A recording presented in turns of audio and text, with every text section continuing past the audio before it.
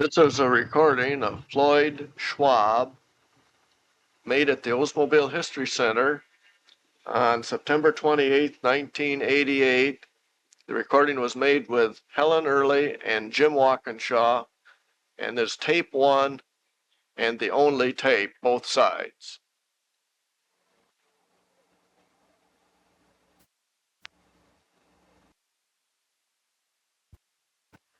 Okay, Floyd, if you could take a moment with us perhaps and give us your name, address, and phone number, if you would.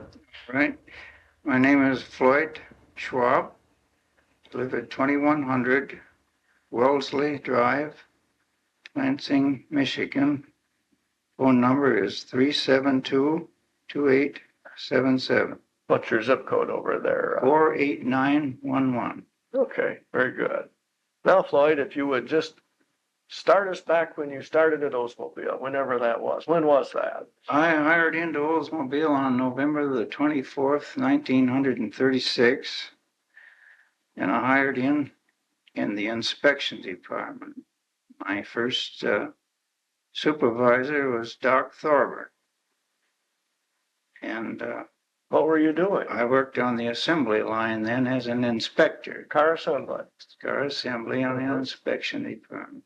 What specifically were you inspecting on the lines? The chassis itself. I had, as the line would go along, you inspect every part of it. It was a chassis. See, the body hadn't been put on yet. It was just the chassis. All these parts, everything had to be inspected. There was one of us on each side of the car.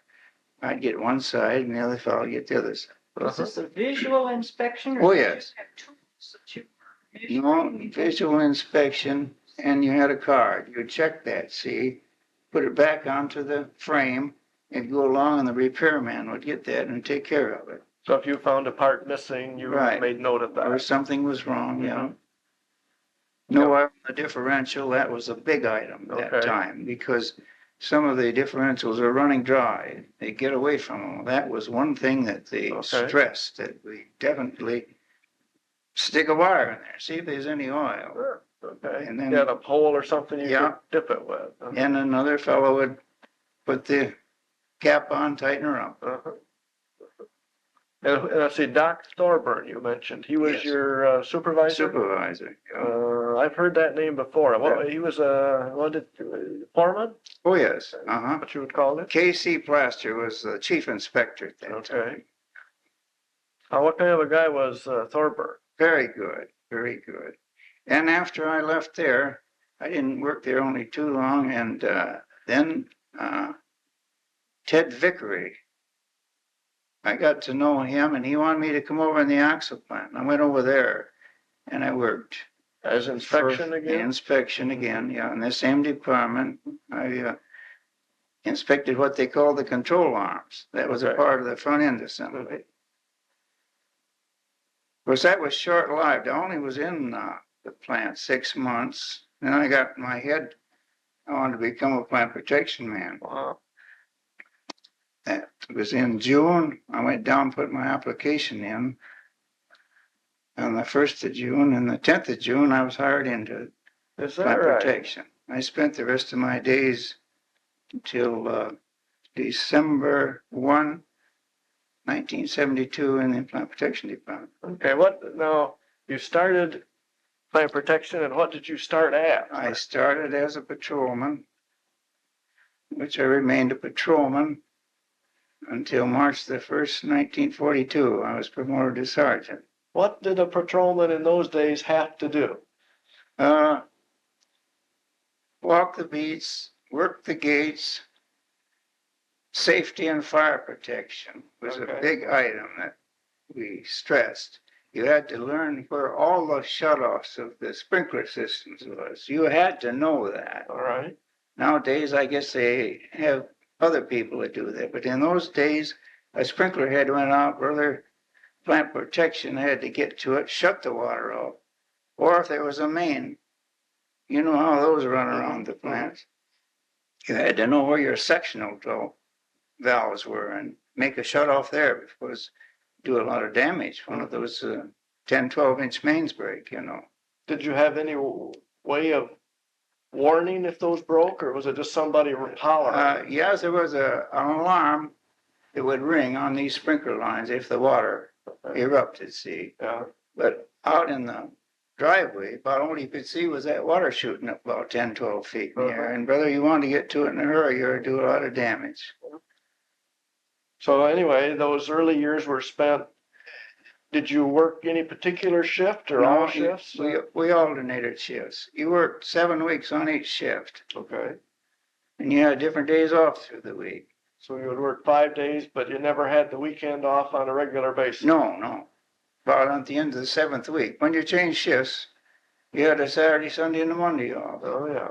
Outside of that, you had Monday, Tuesday, Wednesday, Thursday, Friday, and so on. You work right around, see. Who was the boss? Cook, Robert Cook was the chief at that Not time. our Robert Cook that was general manager? No. Okay. He was another one. He was a state trooper who had originally hired in there about 1934. He really started the plant protection department. Okay. Before that, they were watchmen. Oh, When he took over, General Motors decided they were going to have plant security on a larger basis, see. And that's when they brought Cook in, and he took over. what kind of a guy was he? He was a prince of a man, as far as I'm concerned. He was one of the best fellows I ever worked for. How did he manage people? Oh, What approach? he was firm, good rules and regulations. He laid them out, what he wanted us to do. We had a book there, told us what we were supposed to do, and brother, you better do it that way. He was a strict reinforcer, but fair. You made a mistake and you told him about it. He was right there with you to back you up all the way. And he'd back you up if you had trouble with some employee or something. I mean, he was right there to back you up all the way. During that, let's see, when did we have the sit-down strike? Was that before or after you got there? Uh, It was after, that was after, it was right. No. When they were starting the union in the You 30s. mean, no, it was just before I That went was just before you got there, wasn't it? Okay. Yeah. Because the reason I am sure of that, because I was laid off in the plant, you know. I mean, yeah. the plant was down. Yeah. And I kept going down there and pestering him for a job all that time. And close to, it must have been in May it was. Okay. Yeah. And I hired on in June. All right. Well, you mentioned that when you were first hired in, Floyd, the emphasis was more on safety and fire. Mhm. Do you mean safety as far as the individual? Yeah, Yeah, what- protection of lives and property. That was the, How does that differ then than the procedures we have now? well, not a lot, but the safety department developed a lot more as the years went on. We through- always had a safety department? Yeah, but they weren't weren't very well known, I'd say. You know, I mean, Okay. Bob Stone was the first safety director there that, what in my estimation, that ever did any good. You remember? Oh, him, yes. He was don't you? sort of the father of the safety program. That's right. That's right. And from then on, it developed. Of course, let's say General Motors was pushing all this too. About the same time they started a plant protection department, then this safety department developed along with it. See what I mean? Yes. And they were separated then. Floyd, how many people would you have had in the early days, in the 30s, in the department? In the early days, when we just had the one plant, we had 66 patrolmen. I remember that. I was badge number 65, and we had one more. But then later on, you know, the war came along about Okay. 41, and that's Right. when they developed into that. We ended up with about 170 men at that time. During the war period? Yeah. Uh-huh. But is that because of Plant 2, or wasn't Plant 2 part of that at that time? Ford's plant. Yeah, the Ford's plant. Yeah, that's right. Yeah, developed there, and then later on, you know, we grew into Plant 3, Right. We had the warehouse too, Yes. plant 4. Yes. We had everything. See, when the war started, now you were made a lieutenant, did you say? A sergeant. A sergeant, excuse me. And that was 1942. 42. Yeah, Okay. March. All right. And Did you serve time in the service? no, we were exempt. Because of I your was made position. a supervisor, and then I was exempt, see, from draft. And that time we carried guns, Really? sidearms. Oh yes, we were armed. Before that, you had not, No, but during the war, you did. right. Uh-huh. We had a training program. We went out to state police post. Uh-huh. We had a Sergeant Tubbs out there that gave us instructions on firearms and safety and everything. And So those were specific approaches that we used during the war. right, right, Because of what we were doing. right. Because we started our first contract to the government for shells was at the forge plant. Yes. See? And then it developed on for airplane parts and rockets and so on over to the other plants. Yeah. See? Did people ever have to use those weapons? No. To my knowledge, we never had a Never man. fired one? We had to fire one patrolman for getting the gun out and playing with it, and that was against the rules. See, what I mean is, yeah. you didn't pull that gun out unless you wanted to use it, and that was Chief Cook's rules. Uh-huh. So we had one guy that couldn't stand it. He had to get the gun out and play with it. Somebody squealed on him, and he got. What other kinds of things, Floyd, did we do during the war years from a security standpoint that were perhaps different? Well, if you didn't sleep at your post of duty, Okay. that was That was definite. different. No. If you slept, you were out. That's all. And sergeant would go around. You still had clocks to punch No. or turn on like they do We had what we call an ADT system in the firebox. You'll notice all over the plant there's fireboxes, fire alarms. And this had developed enough so that you take a key, turn a little thing, and it would record into our desk on a ticker tape in headquarters at Oldsmobile, and also down to ADT, see? Oh, in the downtown? Right. office? So we had this whole plant laid out into 5 beats. And as you go in, you'd get your assignment. You'd be assigned to beat 1, beat 2, beat 3, beat 4, and beat different areas of the plant. You had to learn those beats, and you walk them in sequence, see? You had a certain time, an hour, to get around there. You got light on that. And one of those signals coming in, ADT'd call your desk man, see? And they'd find out where you were. And they had a little signal light in these fireboxes. So if you didn't punch in or turn the key at the allotted time, ADT alerted Our desk. Right. And We security. find out why. First, they put the lights on, as they call it, in your area. You had the 5 zones, as they called it, or the 5 beats. They put a little switch on there, and that little red light would light up in the firebox, see? That was a signal for you to call in, and I don't mean after a while, I mean now, see? So if you didn't answer that, they'd send somebody out to see where you were, see? Did we ever have problems like that with people? Oh, yeah.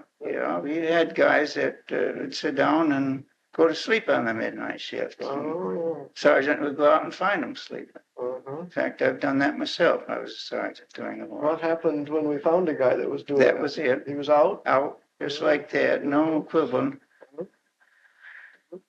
Those were the days when you could get fired. Very good. Uh-huh. Uh-huh. Now, all of the guys, were you unionized at that point in time? No, we weren't unionized until 1953. Okay, much later. Oh, yes, Okay. much later. So now were you classified as hourly people or salary people? Always salary. Always I worked on salary the entire time I was at Oldsmobile. All right. Well, Floyd, do you remember any specific plant incidents when somebody was ill or they were injured or some machinery malfunction that would cause an emergency that you participated in? Well, we used to have what we call first we got an ambulance, and then we had what we called an inhalator. Now that was a device you carried in a suitcase. You could give oxygen to the patient, see. We get a call for for the oxygen tent, see. So boy, we'd rush right out and try to give them oxygen. And in addition to that, we'd call the fire department. Okay. But we usually got there ahead of them and did everything we could, see. And yes, I remember a good many incidents, not a good many, but let's say two in particular, of people dying on the job in the middle of the night. Oh, yes, heart attacks, older men. Can you tell us about those two Well, incidents? I remember up in the paint plant one night, it's on the midnight shift, I was sergeant. And we got a call, we rushed up there, and as far as I was concerned, you know, he'd had a massive heart attack at that time. He was completely gone, but we administered oxygen, and the fire department come with what they call their resuscitator, Uh-huh. two-way, you know. And we gave him oxygen, but He was gone. he's gone, yeah.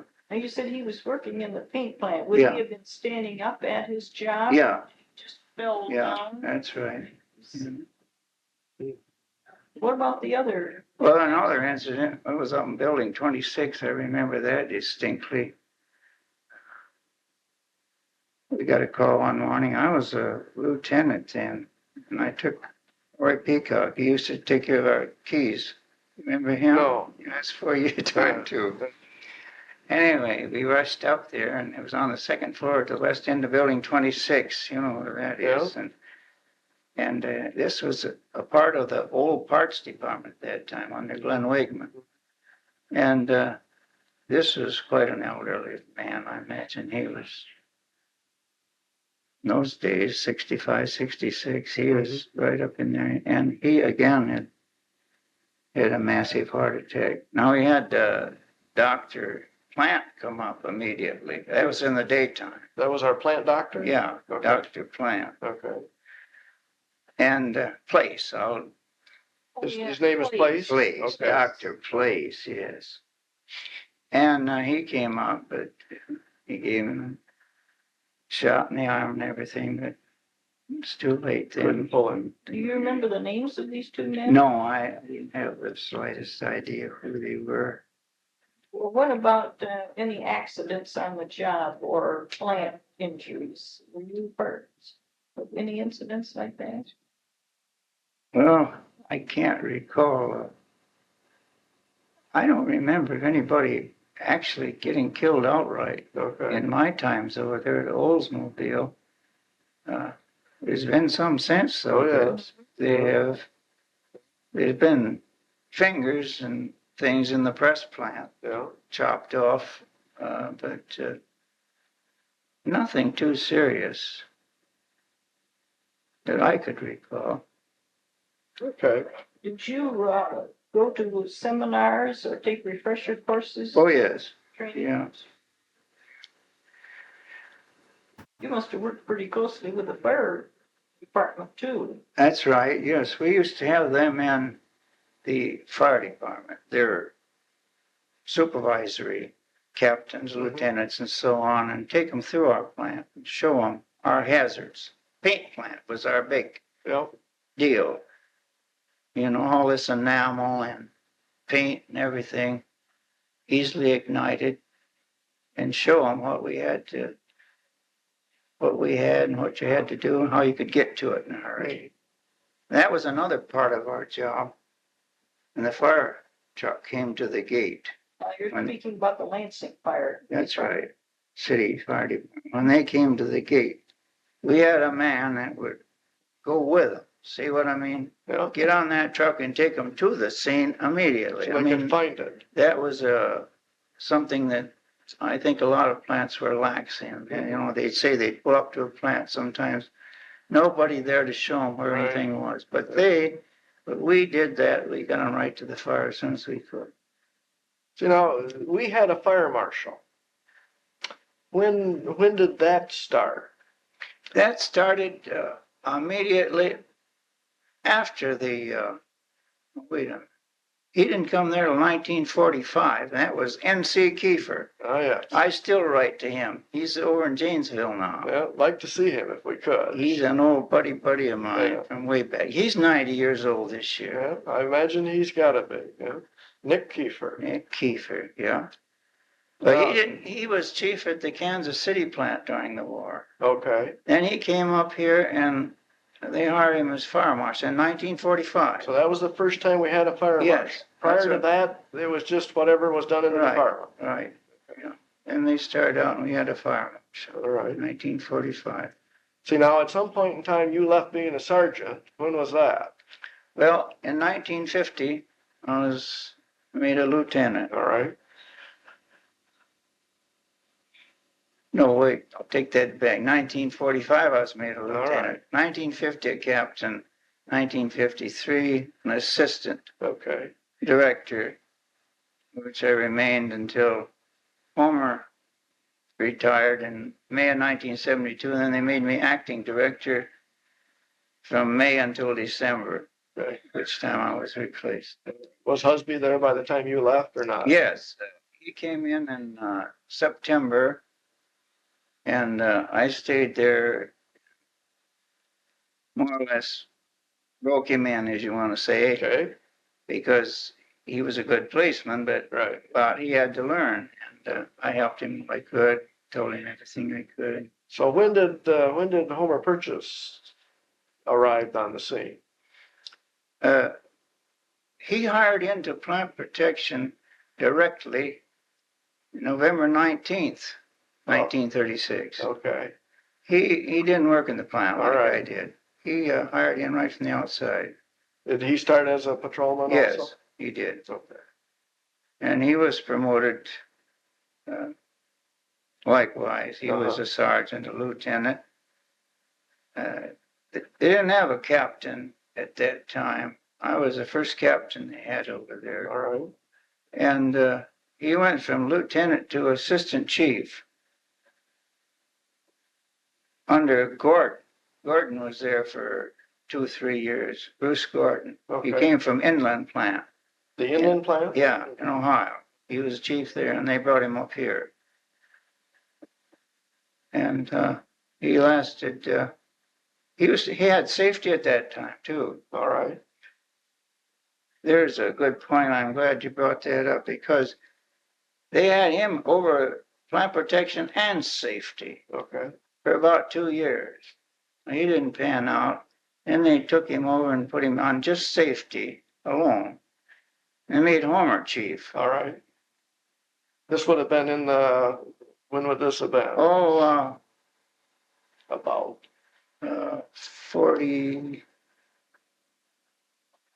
45. Okay, after the war. Yeah. Oh, yes, this was after the war. And then he must have stayed on until Stone came, or No, somebody in between that. let's put it that way. He was let out. Fired, in other words. Well, not fired, but he was Asked to leave. asked to leave, Yeah. and then Stone took over. Okay. Now, Stone was his assistant during this All time, right. see? Okay. And he moved up to director But that was the start of the, of the safety department Yeah. as we know it. as alone. As a separate entity. That's right, yeah. Okay. As far as I'm concerned, yes. Now, Floyd, how about, must have had a few fires during the years. To think about a few? Yeah, we had some good scary ones, but I'm going to take a lot of credit, not myself, but the department, the training. We had a lot of those fires put out quick. Then we had our fire brigade. Yeah, so how'd that work? Well, finally, we were able to have a sergeant in charge. Duke Shaw was our first sergeant in charge of fire brigade. And in every department, they would select a few good men. See what I mean? Mhm. The foreman would pick them, and they'd be trained. They'd give them time off and pay them. They'd come over here by the old water tower. Mm-hmm. They'd have fires and pans and so on, and Duke would train them to put these fires out, see, Okay. with the extinguishers. Yeah. And also other time. Then he'd have class work too, take them inside, show them movies, and that's developed so that we had fire brigades on every shift all over the plant. See what I mean? Mhm. Men that could man a hose, you know. Mhm. There's hose all over the plant, fire hose, connected to your sprinkler line. These people were trained to take over and use an extinguisher, the right type of extinguisher on the right fire. You know, you use the wrong type of extinguisher on electrical fire, you get a shock, you know Right. that. And everybody was trained, and that lessened our fire hazards a lot. When did that start? Did that start after the war too? Yeah, that started in about, I'd say 48, 49. All right.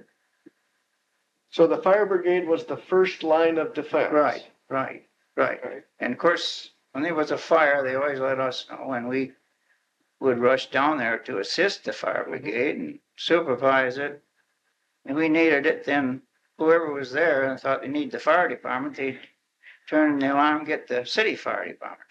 Come on, back us We up. didn't have a truck at that point. Not at that time. All right.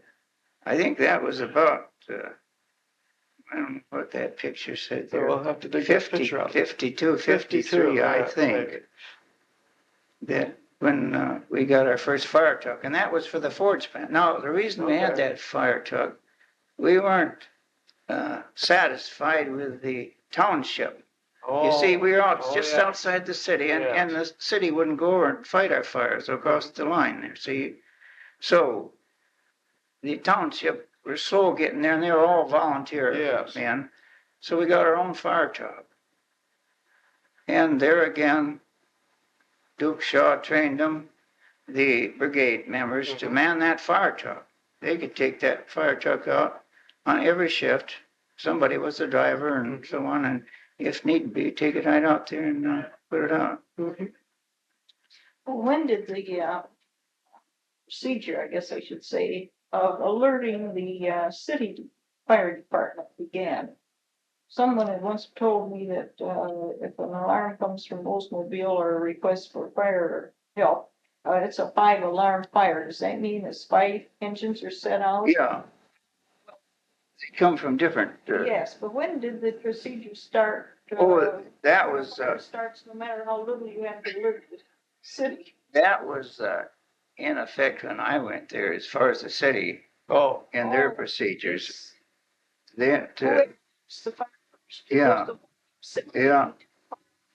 Fire protection or the safety department or the fire. No, I think at the time, even when I went there, the plant protection department notified the city on the. Oh, they knew. Oh, yes. So if there was a fire out in the plant, the guy would call the plant protection department and tell you. That's right. We had what we call a city master alarm in our office. It was just for one thing. If you didn't have time to call or anything, all you do is reach over and pull that down. That'd send a signal into the fire department downtown at the main office. And they had our code there, and they'd know. They'd send their trucks out. And they were told to come always to Division Street Gate at that time. Of course, that's probably changed since through the years, but they always came to Division Street Gate. That was what they were told to do, and that's where we'd expect them to come. Mm-hmm. You mentioned at the first part of the interview, Floyd, about a Casey Plaster or Ken Plaster. Yeah. What kind of man was Mr. Plaster? Well, as far as I know, I didn't get to know him very well because I only worked in that department 6 months, but he was awful nice to me whenever I had any thing to do with him. He had previously come from Kansas City too. Hmm. You know, Kansas City was built war material at that time. Mm-hmm. So he came from that department.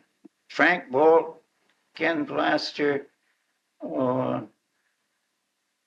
Dan Reason, and Nick Kiefer, he was the fire chief down there, or the fire protection chief. They all came up here and were absorbed by Oldsmobile. Mm-hmm. Yeah, what made me feel good when I transferred, he came around and said he hated to see me go because I had a good record. Well, I'll say this, Oldsmobile was the best place I ever worked. Inspection-wise or otherwise. Excuse me, what decided you to select Oldsmobile as a place to put your application on? Well, other people, I guess, got jobs there and they just looked good and seemed to do good. I knew a fella at Oldsmobile, his name was Harry Mead. He used to be an old friend of my family's years and years ago out in the country. He worked at Oldsmobile. He used to come out and visit us, and we always thought that was quite a great place to work. I always liked Lansing anyway. I came to Lansing when I was in the 8th grade. My teacher brought me down here. We went through the Capitol. I thought, right then, I'd love to come to Lansing. Where did you come from? Out around Clarksville. Oh, yeah. Floyd, back to the fire business. Yeah. Can you think of any fires that we did have over the years? Oh, yeah. We had the start of a good one in the paint plant down in the dip room. Mm. You know, they used to have gallons and gallons of where the fenders Mm-hmm. would run This is what through. used to be right by the press plant there? Right, yeah. Mhm. Building 130. 30. Right. Building 130 years long ago. And it was a rag somehow got ignited one morning on a conveyor. As that conveyor run down through there, Oh my and it God. got awfully close to that dip tank.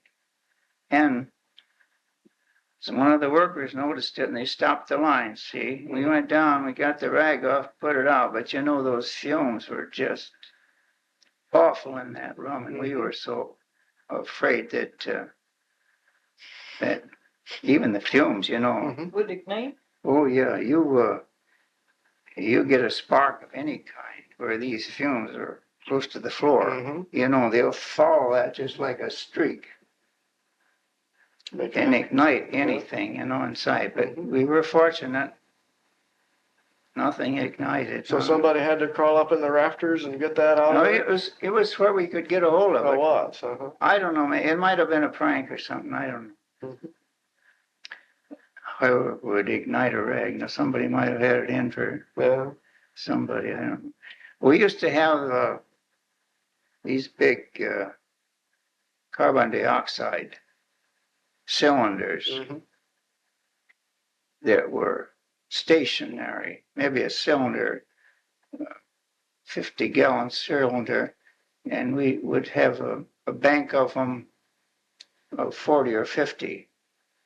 We'd have the main shot and then a reserve shot, see, that were erected right over these dip tanks so that you could manually, or they would go off by themselves if there was enough heat, see what I mean, and discharge all this Flood CO2, that, the carbon dioxide CO2 into here and ignite it, or extinguish it, I should say, yeah.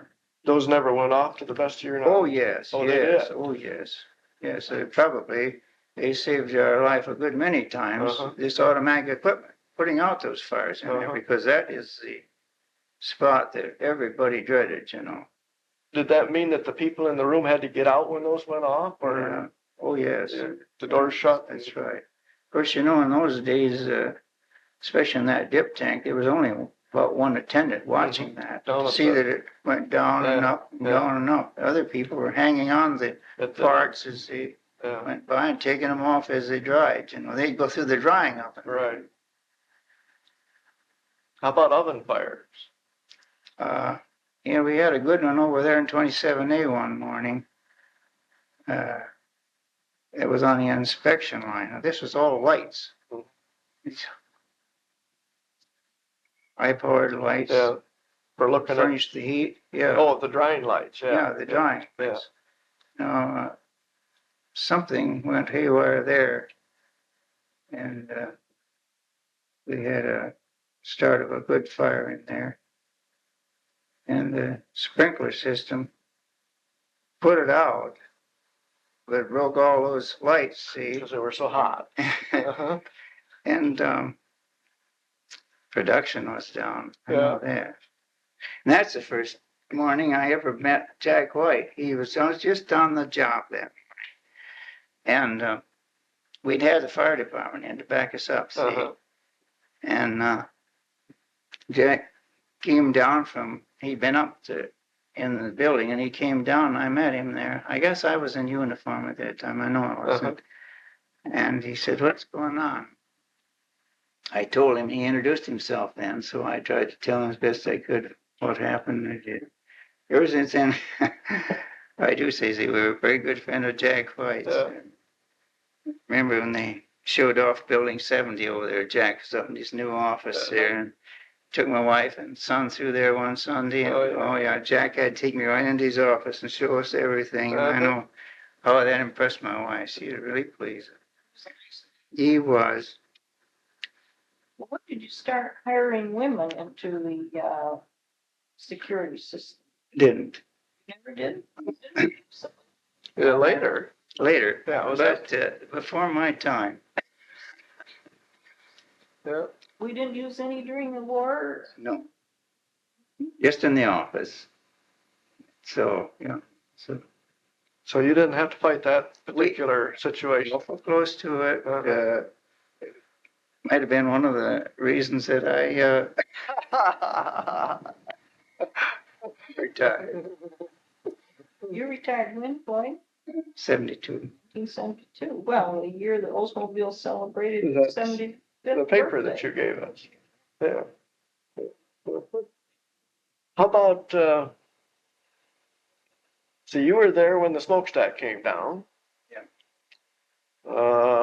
Were you there the real day that it came down? You bet. Standing right there watching I it? forget that. It was on a Sunday. Okay. My day off. It was your day off. I worked 12 hours that day. I How about remember that? that well. Burgess was on vacation. Oh, really? Well timed. Yeah, that was a big thing, It's pretty touchy stuff, How'd they do it? Dynamite. Dynamited it. Yeah, they'd place those dynamite charges ever so often. That's what broke that, Uh-huh. And you have to be an expert, how to.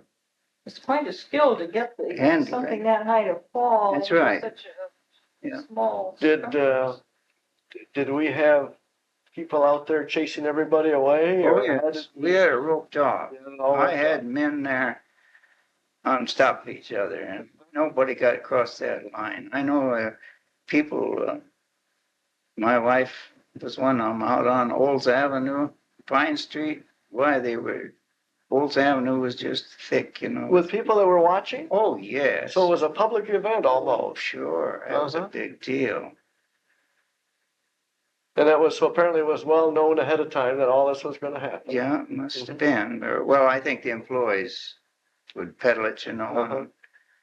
And Floyd, when did the procedure start? No cameras in the plant. Is that also mandatory? I think I'll tell you when that started. That started during the war. Definitely, because, they didn't want them taking pictures of government I see. materials. Yeah. Then we always maintained that too, right? Yes. Yeah, they kept that up ever since. Well, then, that went into somebody coming around taking a picture of our product later on, Oldsmobiles. Mm-hmm. Good car. We didn't want everybody to know Right. everything we did about that. I'd like to put in a bug here. I've just bought my 48th Oldsmobile too. 48th one. Oh, Wow. good for That's you. all right. That's I had a right. picture of, I forget who he was up the driveway building. Took delivery of the first Oldsmobile one here. I should have brought that along. Did you keep a picture of every one of those? The cars? No, Yeah. no. What model year was your first car, your first Oldsmobile? My first Oldsmobile was in 1942. A 42. Oh, Yeah. isn't that interesting? No, 41. I'll take that back. I had a 41. What series? It was a business coupe. Series 6? Six business coupe. And that's at that time, that's just about all they called it. An Oldsmobile 6 and 8, that's all they had in those times. Right. When Mr. Skinner was here, I remember we had the cars showing up in the auditorium, and that was the first year we started the 66. Mm-hmm. 76? Mhm. And 76, 88, 98. 98. But that must have been in about 1939. Uh-huh. So how long did you keep your 41 then? When did you next change cars? Well, I got a 42. I'm great-handed, get new cars. Got a little money in my pocket about that time. I had a 42, and I had to keep that till 46 during the war. Yeah. Little something I got to tell you, I paid $900 for that two-door. Of course, there was nothing on it, you know, and the heater.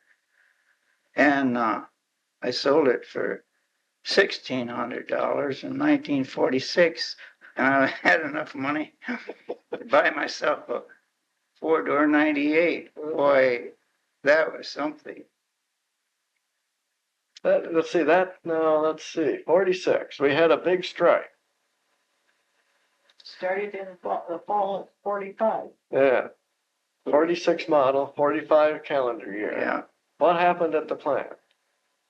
Oh, it was nothing. Were you guys in the plant or out of the plant? Oh, we were in the plant. Did you have any incidences or those kinds of things at the gate?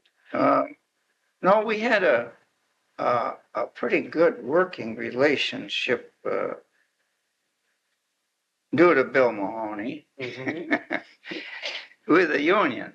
And he had an agreement with the stewards that plant protection went to work. See, because the insurance companies, you had to have those beat swapped and everything. So we had the agreement with them. And we had a pass in addition to our own pass, which we showed to the pickets when we come to work in the morning. We'd go in and you drove your car in the plant or something. You stopped and let them look in the trunk, see you wasn't taking anything out, see? And we got along fine with them. No, we didn't have any incidents. Nobody tried to get in the plant or not chase anybody out? Well, the pickets out there took care of that. They didn't let anybody in. You didn't have to worry about that. But we walked the beats and manned the gates just as normal, just the way. How about during the years we've had occasional interesting visitors, like I remember MacArthur was here and Haile Selassie and those kinds of things. Did you folks get involved with those activities? Definitely. Yeah, that was a big deal. We double a shift, you know, and have extra men on duty at certain spots. You remember the MacArthur visit? No, I don't. Okay. How about Haile Selassie? Any of those kinds of things specifically? Okay. No, I can't remember those. You're ringing a bell with me, but I can't remember any incident about MacArthur there. Do you remember any general manager that ever went out in the plant that would stop in your area? And Skinner, Mr. Skinner. he was the first one that I ever saw out in the plant. And be walking a beat on Sunday. You'd run into him anywhere, plant. Stop and talk with you. We know who he was, or I did at least. Mhm. He had a business to know who Yeah. he was. But Well, you should, yeah. yes, he definitely got out there. Uh-huh. My estimation, he was one of the best general managers we ever had. Is he the only one you would have seen out there then? Well, that's hard to see. I imagine other ones was out there too, but later on I wasn't out in the You weren't plant out there like where I you would was. see him. No. Uh-huh. Bob Cook? Did he ever come out? Oh, yes. Sure did. Yeah, I know Bob Cook before he was a When he was a GMI student. GMI student. Yeah. That's right. Shortly after he came there. He was chief inspector and so on up the line. Mm-hmm. He was a good man to work with. He got into production management. What was the name of his title there? He was production manager. Production manager. He was a good man to work for. With, I should say. He had anything to move or something like that. Very obliging. Get it done. Do we have much theft in the plant when you were in plant security? People, employees taking things out? Yeah. They were back on. We caught him at the gate. Yeah, catch him in the gate, or we get a tip, or we watch for something, or something would be missing, some parts, where there'd be a inventory shortage. We'd get it from a lot of radios, things like that, from a certain area or department. Then we'd start watching closely, see. We found that the biggest place where they could take these radios out was company cars. Really? Sure. Tires, things like that. You'd be They weren't throwing them over the fence or that sort of thing? taking out, right? Company cars, they try to put them, some of the employees would try to put something in a boxcar that they know was going to be taken out, Yeah. see? And they know the boxcar would be up the line a little bit outside the fence, and they go and retrieve it. Huh. We found stuff there in boxcars and truckers. There's another thing. Like on the road trucks, the big semi? Road trucks. We got the schedule going there where every truck empty had to be inspected. You know, they'd leave the doors open. They wouldn't close them until after they left the gate. That was brought about because of the theft problems? That's right. How about cars themselves? Anybody steal a car? Oh, yeah. Remember? Just as a prank, I remember one incident there shortly before I retired where some colored boys up there on Sunday got into some of those new cars and was driving through the fence. Oh, yeah, the storage lot. How could they Wreck start them? How could they start them? Oh, the keys are all in. Oh, just get in, start them up and drive them through the fence, you know, just for to be oh, ornery, ruin them. We had, I think, 6 cars just pitifully damaged. were you ever able to catch who did it? Just neighborhood at that time, you know, it was, It's no better now. I know. Yeah, I know, I've read in the paper since I've retired that still the same thing happens, you know. Floyd, where was the plant protection department when you first came in the 30s, physically? Basement of building 20. It never We changed. remained there. The reason they were going to build us a new building and move us out of there, and then they were going to move us over to building 40, but the expense they claimed of moving all this ADT equipment. See what I mean? Oh, yes. American District Telegraph, ADT, which is just like a artery or a Mhm. big vein, you know, it all down there, wires and all that stuff. Yeah. The expense had been so great that they decided not to. Uh-huh. So they always left them. So you were stuck there forever. Yeah. What about now the little building out underneath the water tower? Was that built during your time there? No, that was there when that I was all first there. went there. All Yeah. right. They took that water tower down, you know, and replaced it with the Yeah, the little, large tanks. yeah, the round Round tank. tanks, Yeah. that's right.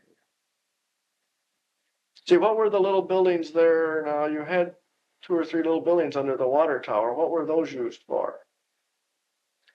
Well, one was a big fire pump Okay. at that time, which would you'd start that up, and you could either pump from the 100,000-gallon tank into the sprinkler lines, or you could just start it up, and the gravity tank up above would feed down, and you could build up your pressure Mm-hmm.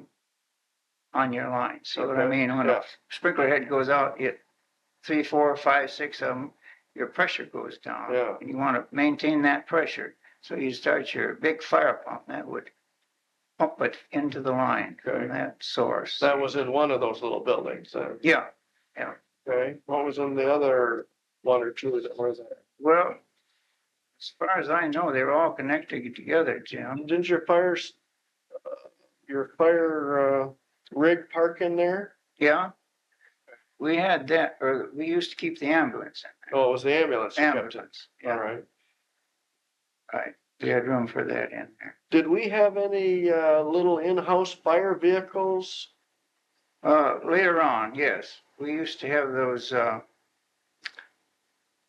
Kalamazoo's? Kalamazoo units, Okay. yeah, that's right, with a little build-on track line, just like they used on the plant. Okay.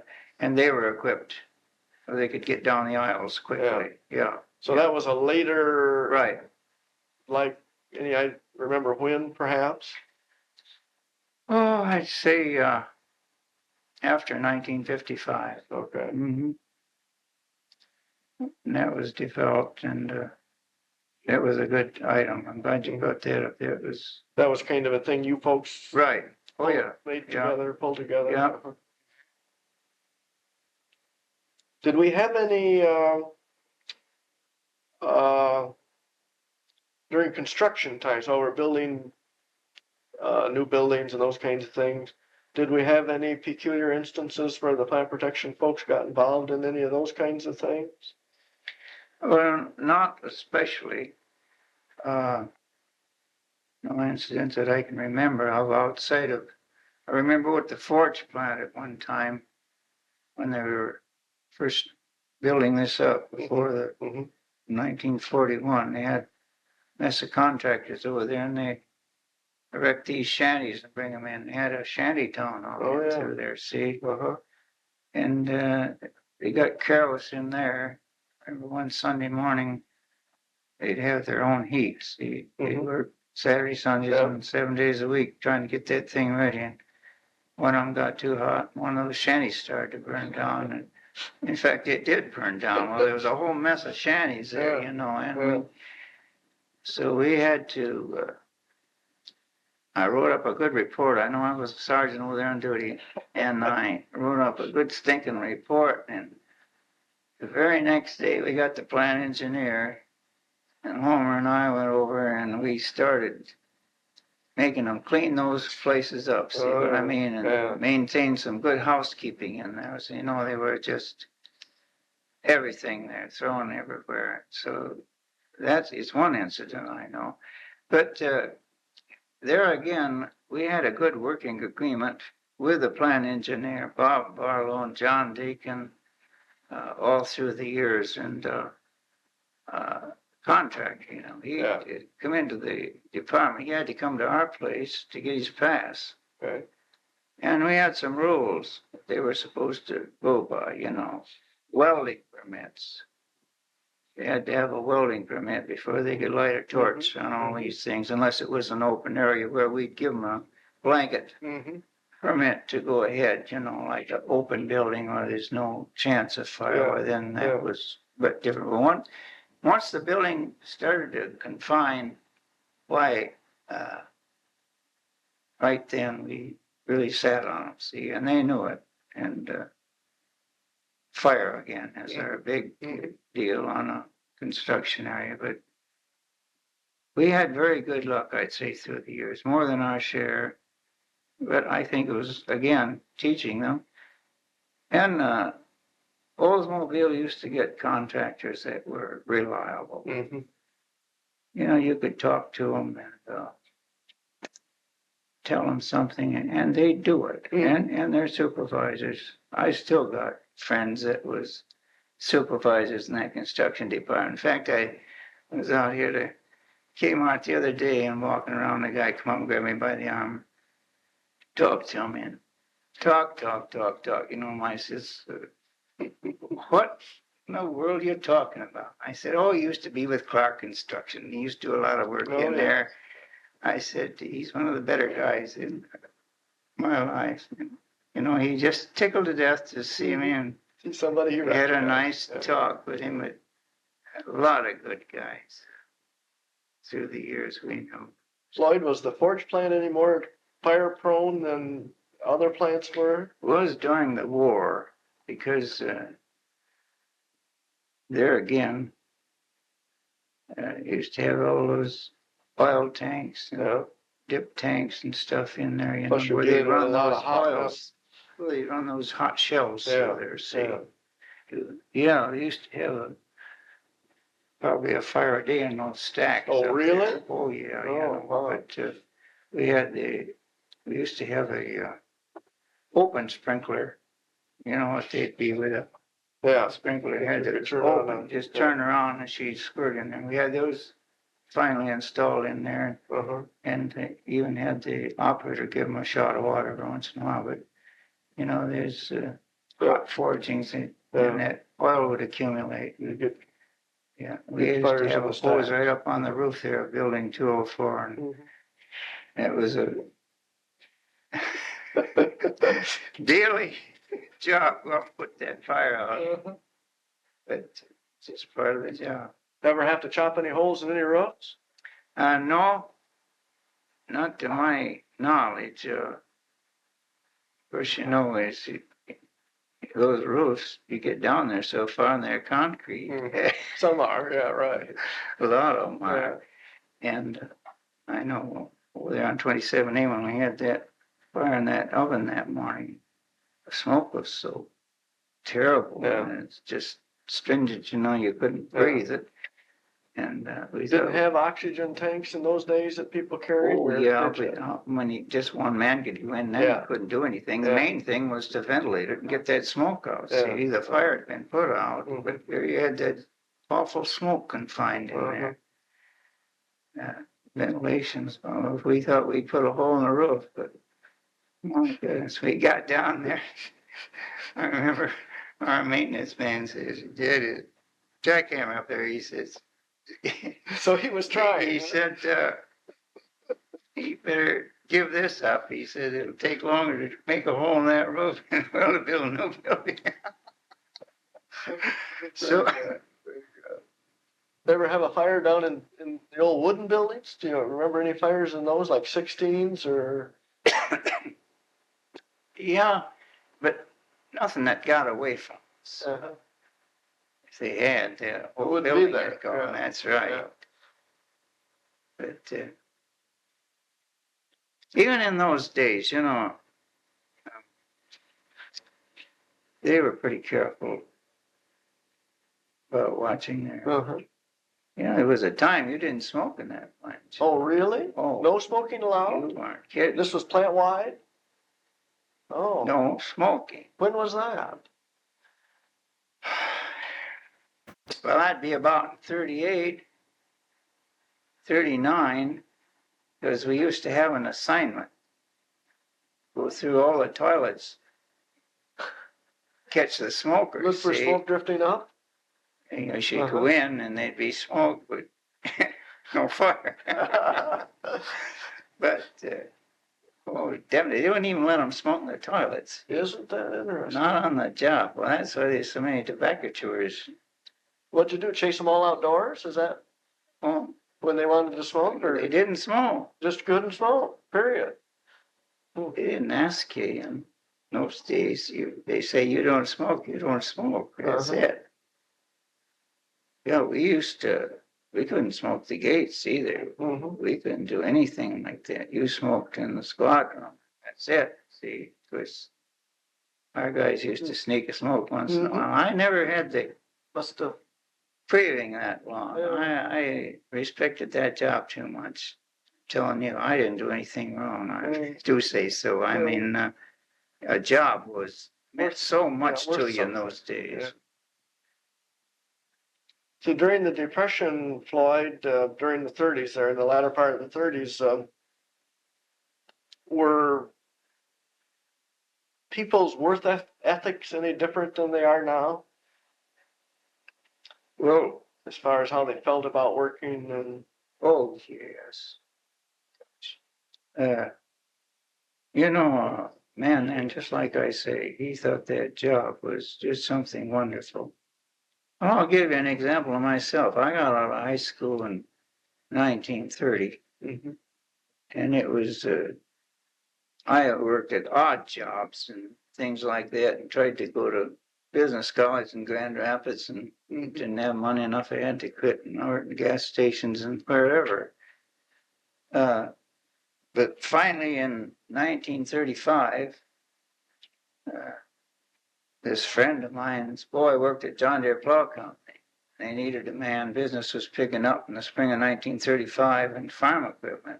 And he came out and got me. And I went to work at John Deere Plow Company. And I worked there from April 35 to November 1936. And I had my application in. I keep running over with the older, but as working, I didn't have time. So one morning, I just decided I'd go over there and maybe be late for work at John Deere Plow Company. So I went over there, and by golly, Harold McFarland picked me out of the group out there and put me to work that morning. I was very thankful for it, but you know. How about during the war, Floyd? Did the work ethic change there at all? Yeah, it did.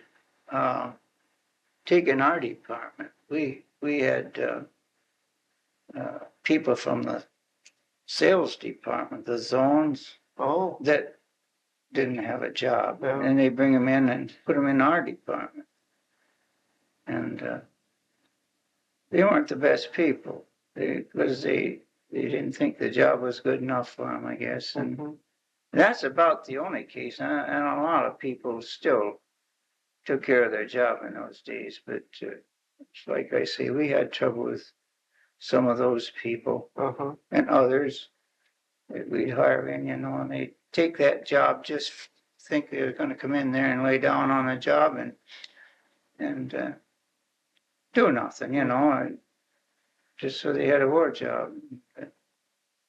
There were more ladies in the workplace at that point in time. Yes, that's right. Yeah, into the plant itself. Oh yeah. Did that pose any peculiar problems? No, at the plant? didn't seem to. We used to have during the war there, we had, I'll take that back, we did have some women work for us. Matrons, they called them. Then they went around to the ladies' restaurants and inspected them and kept things on. I think we had 11 men. I almost said her name. I know you'd know her too. She worked there for years and years and years and years. She was kind of the group leader of that bunch. But that's the only thing there. And they more or less didn't work for us. They just went out and around and inspected the women's toilets, but they were under plant protection. Did you, when you were going out there to check for smokers, Did you go in the ladies' restrooms too? Oh, no, no. Just That for the was, boys. that was before the war. Yeah. When they didn't have the no smoking area, yeah. Okay. No, there was no ladies' restrooms in the plant. There weren't any, huh? Okay. Before, if you didn't Mm-mm. have any women No. working. So, yeah, a lot of those women during the war hired in their Army ordnance. You know, Yeah. the Army ordnance, they inspected the Whatever material, we were yeah, making. in addition to our own inspectors, Uh-huh. see. And a lot of women had jobs on that. Now, we had government people here at that time Oh. too, didn't we? Swads of. Uh-huh. Did they just have free run of the plant, so to speak, or how did we handle No, those people? they had a badge. In those days, during the war, you had a badge. It restricted you to a certain area. Oh, And what happens if you saw somewhere else? turn you in, see, to Oh, the really? farm. Oh, yeah. Uh, They stay in their area. Like if you worked on a 75 meter shell, that Yeah. was your department. We were in building 75 at that time. They stayed there. Forge plant the same way. You aren't supposed to go in your another department. Do you remember what we made during the war and where we made it? Well, we had the 75 and 105 millimeter big shell, and they made it at the forge plant. Okay. And you had a lot of airplane parts, and we made machine guns too. All right. Big gun plant. Remember? You don't remember. No, well, that's me. The motor plants. What they call the gun plant. All right. That I can't tell you the millimeter Didn't we make 37 millimeter guns shells. or shells? Shell. It was 37, 75 shells. Millimeter shells. Short ones and large ones. Wasn't that 105 what they call the bazooka rocket? Yeah, Yeah, that was that's a a big rocket one too, too. yeah. You're right. They made that too. That was all at the forge plant, the shells. Okay. But the machine guns and Were made down in 36 and 38. in the I think. motor plants there, yeah. That's where that was at. How about the little gun testing building out in front of the motor Yeah, plant? that was Did you get down in that? underground. Oh yeah, yeah. We always had control of that, Mhm. key wise and otherwise. Did you get down there when they were firing? Oh yeah. How many guns did they fire at once? Oh, probably 4 or 5 in there. There was room for 4 or 5 that they'd Uh-huh. shoot all three at the same time. That was underground. Yeah. Was that all closed off now? Oh, yeah. All filled in? Yeah, That that's doesn't exist anymore. long gone. Couldn't even tell you what year that was. That would have been in the 40s because that's when all Yeah, that was going on. right. Yeah. What did they shoot at? Just into the ground. Dirt out there Yeah. or sand or something? See, it was way down Yeah. low, and then they shoot into the earth itself, Uh-huh. and they had absorbing material in between there, so on and so forth. Did you wear earmuffs when you went down there? How did Oh yes, Or did it? definitely. You didn't go down with nothing on No, your ears? no. Yeah. Of course, it wasn't a continuous shooting. It just times when they'd fire those guns, you Yeah. know, and then be silence and fire again. Mhm. But you had there were workers that were down in there? Oh yes, stayed right there. Yeah. They were assigned there, supervising. Did you have to keep better track of the military production areas from a protection Mhm. standpoint than Right. elsewhere? In these places, they had, you take, I recall definite, the motor plant, and over there in the press plant. 56 or Yeah. 74? It was confined and boarded up. You had one entrance Oh, to those places, one entrance. Of course, you had an emergency exit, could be broken yeah. to get down, and we had a man, 24 hours a day, 7 days a week, check those badges. They had a certain badge Oh, with a color on it, a picture Yeah. and a certain colors. Like red would be press plant there. Blue would be the something else, something else, something else. Be an insert right above your picture. Mhm. Wish I'd brought that along. I got it. You got one? Oh yeah. We need one for here. We need a badge because nobody's ever, we haven't seen one. Yeah, my own. That's Yeah, all I got. Yeah. See, I wore that in addition to my own badge. Yeah. See.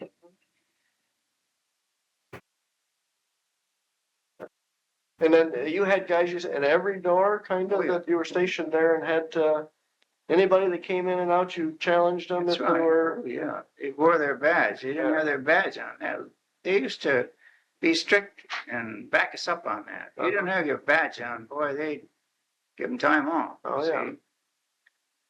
You wore that badge. You didn't have to ask them for Yeah. it. You either wore it or you didn't get in. Uh-huh. Had a man right there at the door. Every one of those places. Now you had men out at the gates also. Oh, yeah. Oh, At the yeah. regular gate. Yeah. Okay. See, just had the two plants. We had 160, 70 men. Yeah, You can a lot see. of folks. A lot of help. Yeah. See, What about parking lots, Floyd? Did you have to do anything in the parking lots in those days or Oh, not? yeah. They were assigned to different areas, just like, I don't know, in your time, you know. I guess the motor plant was in certain areas. Yeah. This was certain area. They had their stickers and it was maintained just the same. Did your men have to patrol parking lots also? yeah.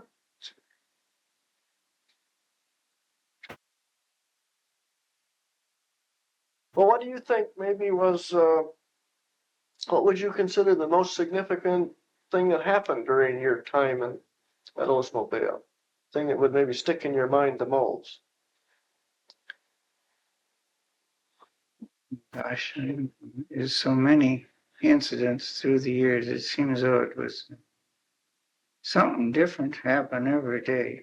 You think you've seen everything new and tomorrow would be something different. Uh-huh. Any of those things you can remember specifically? No, not. Little incidences that would be a kind of a day-to-day sort of happening that you might remember? Not really thing would be interesting to anybody. I guess it was a lot of routine, on and on. Anybody ever have a fire in a wastebasket? Not to my knowledge. If they did, they didn't tell us about it. Okay. I have heard of fires and waste baskets when we used to use carbon. Oh, paper yes. and somebody Yeah. was smoking Like I it. say, I imagine there was fires that they put them out and didn't say anything to anybody about it.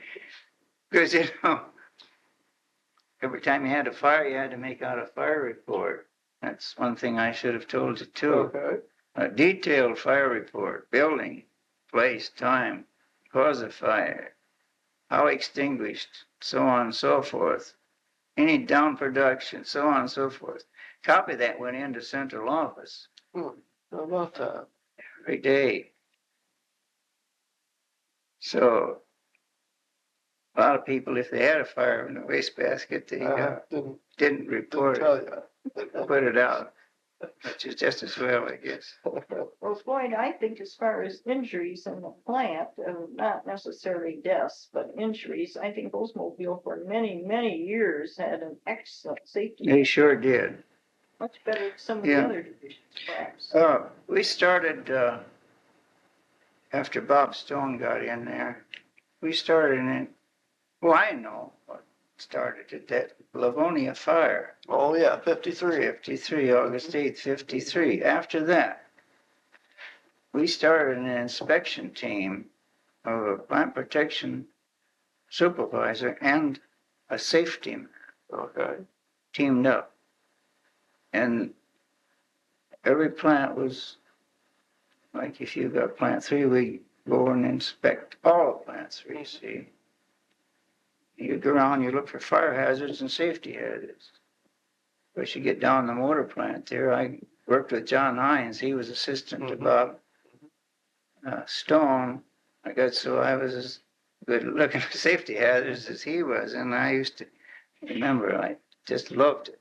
around those machines and belts and things and see, look for, Because it was always a mess. I see something that wasn't just right, you know, Johnny, get out that yellow pencil and hold it in there and break it off. You say, see, we gotta have a guard over that. Uh-huh. And so I think there was a start of cutting down on injuries in the plant and fire hazards too. And we had the backing, see, and we'd have a meeting after those were over with up in Building 40, in the conference room there. And Bob Rouse, no other, was there to listen to all that, see, and every superintendent of the department was there, plus safety. Not all the supervisors of safety. I mean, plant protection just purchased, and I went. Nick Kiefer, fire marshal, and John Hines, and Bob Stone, and they'd review all of this, see, and they'd write that up, see, and they'd get a copy of it, and you'd ask them, go down the line here, are all these corrected? Corrected. And if they aren't, why not? Is a work order been issued to correct it, or so on and so forth? And that was the meat that really made that thing work. See? So that's when that started, that Yeah. program started. Yeah. Uh-huh. Like I say, we had the backing of management. I mean, they were in there to help us too. And Prior to that, was it a little bit less intensive? as far as I know, The fire in Livonia perhaps made that Right. more Oh, yeah. needed. right. Because, you know, they say every fire is an extreme safety hazard. Right. So fire went along with safety in that proportion. Uh-huh. And I think right there is where we improved everything at all the plants, every department. Nobody was eliminated. I mean, everybody got inspected. When you retired in 72, Floyd, how many people were on the plant protection roll? About 115. Of course, we expanded, you see. We had all 4 plants. We had the warehouse. We had plants 2 and 3 and 1. So we had 4 plants that we. Men and women. Well, we didn't have any. No, I mean, you don't count the women that work in the office. No. These are just people Oh, on the floor. yeah. or- Yeah, that's right. Yeah.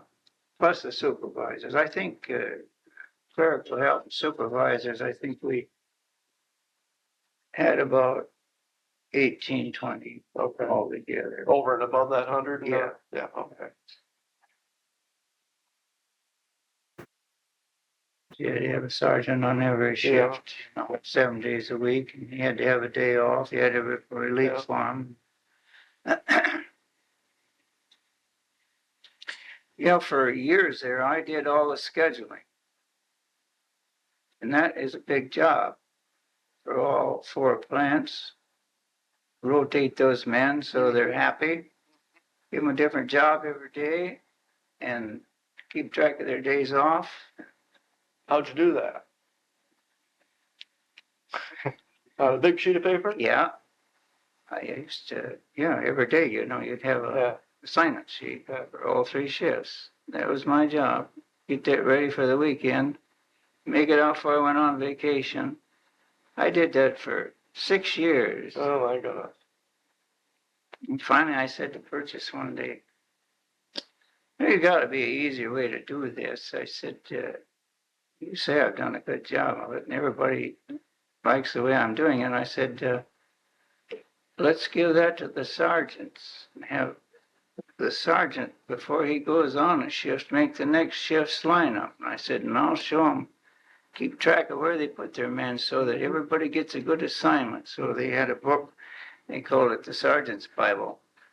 Each man's name in it showed where he was assigned by code. See? Yeah.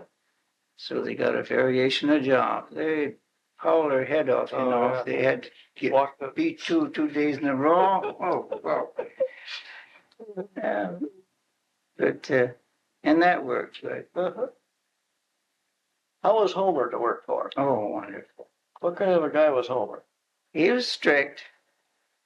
He was smart. But he pull anything over on him too much anyway. But I say he was strict, smart. We got along swell. I think we were just enough opposite so that he used to say anyway, we made a good team, and I agree with him. I was a little more lenient. I could kind of talk to a guy and get a little more out of him and make him do things where Purchase was bang, bang, bang, bang. You Kind of a strict right. disciplinarian sort Yeah. of person. Uh-huh. Yeah. But through the years, I think that's a good boss. Real good. I liked all my bosses, I guess. Bill Mahoney, Harold Cutler. Any one particular stand out? Yeah, Bill Mahoney. He'll always stick out. He was tops as far as that. Why?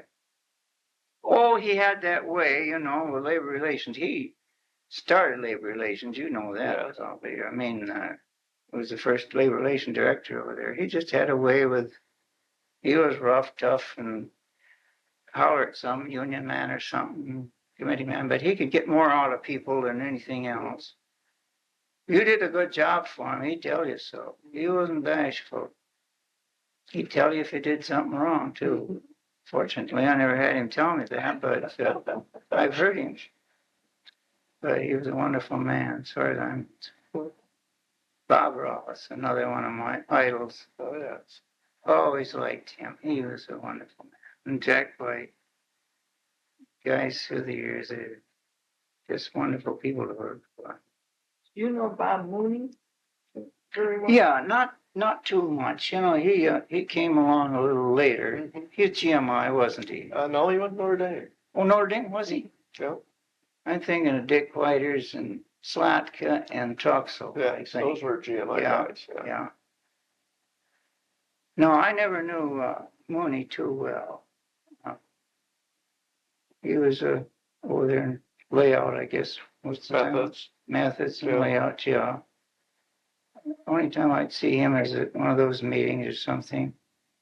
Well, Floyd, your direct supervisor, then which man would sort of stand out over the others? Would it be Husby? Oh, Husby, I never worked for Husby. You never worked He for broke him. Husby in. That's right, those Yeah. last ones. Yeah. Would you say it was Stone? I never worked for Stony. No. No, Purchase. I'd say Purchase. Purchase. Oh, yeah. Yeah, he was, made a sergeant. Well, I know we used to walk the beat together. Purchase would say, someday I'm going to run this place. Oh, did he? Take you along. Oh. I said, yeah. So, you know, when I told him that at his retirement, I said, do you remember that? Did he remember it? Yeah, he sure did. Yeah, that's great.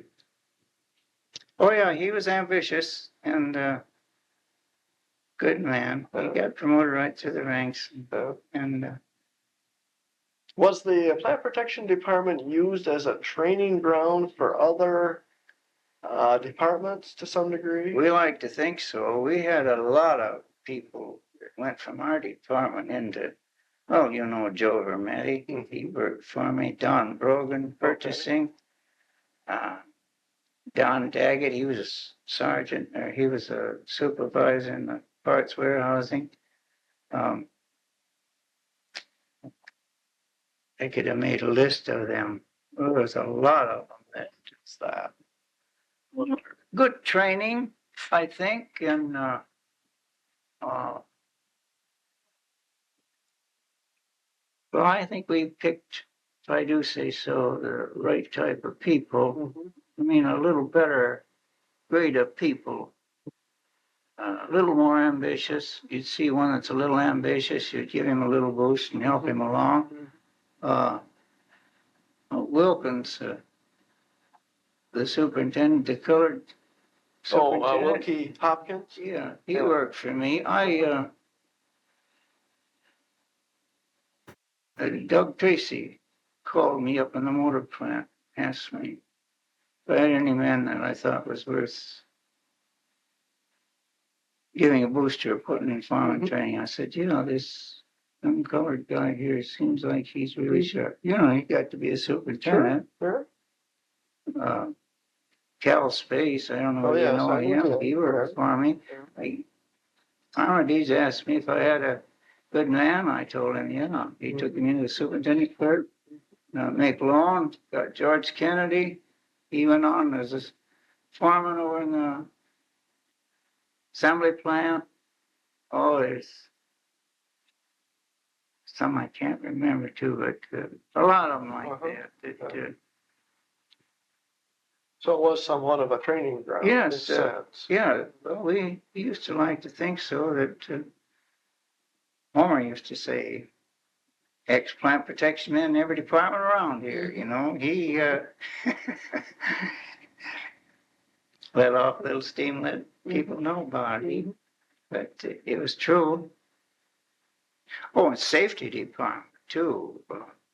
Several of the guys worked for us who went into the safety. Ron Prince.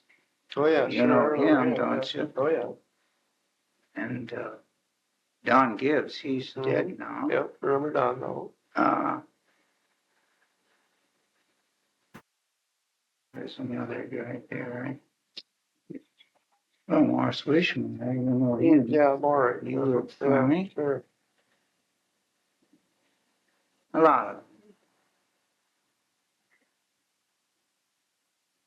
Advanced and did good.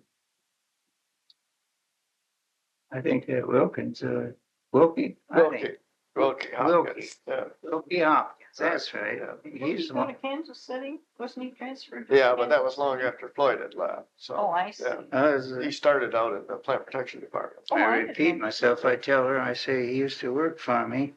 Doug Tracy asked me one day if I had any men I thought was any good, and I said yes, he was. He sent him down and say he advanced into a superintendent. He was a Well, plant protection man. I was telling him several instances. I don't want to repeat myself. but see, on your recommendation, he Yeah. had faith and Yeah. confidence in you Yeah. and Wilkie. That way you sent him on way up the ladder too. I told him it must be 8 or 10. Yeah, there's quite a bunch of people that Floyd rattled off that had Children medic or done. people like other that. things. Well, you have an excellent memory, Floyd. That's what Purchase said. He sat in the office, bragging a little on myself. Hey, Floyd, what's the name of so-and-so? Usually I'd know. Yeah. That's Just nice. a little gift, I guess I can. Nice to be able to do It that. is. Dates and things like that. I noticed you were able to rattle off some dates Mhm. here. I used to keep a book and a record on. A lot of things that I did remember, I'd write them Sure. down anyway, just to make sure. Like a logbook. I used to keep track of all my company cars. Oh, did you? License number, and how long I had them. Oh, my gosh. You said you just bought your 48 car. What Yeah. kind is that? 98 olds. Yeah. What color? Antelope. That's the same color mine is. I've got an 80. Saw something in the paper. I told my wife, I said, she's got good taste. I said, I know her. Yeah. Yeah. Antelope. Tan. Yes. Yeah. Metallic tan. Oh, yeah. They've got that color again this year. I'm not going to get an 89. I'm going to wait and get a 90.